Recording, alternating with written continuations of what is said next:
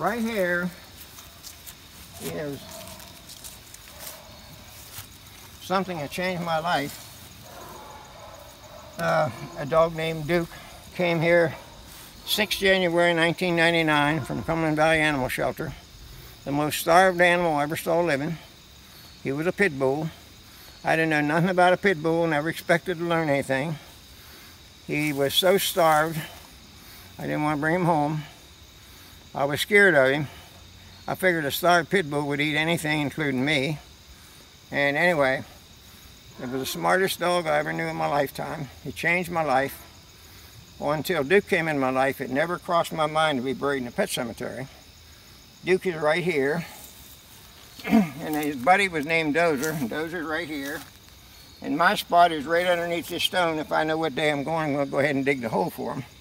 But anyway, this stone says, are you familiar with a thing called Rainbow Bridge? Ever heard of it? Okay.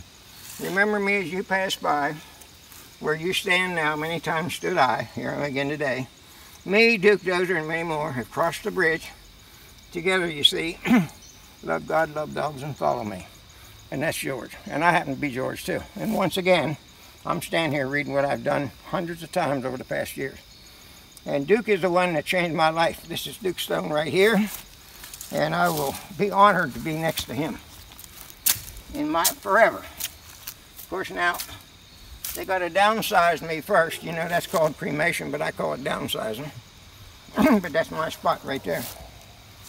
So, if you care enough to do this, also I'd like to add that this entire property, dogs,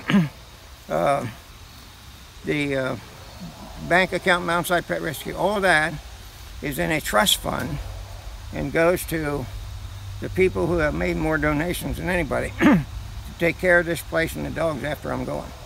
And I'm counting on some dogs being here when I'm going.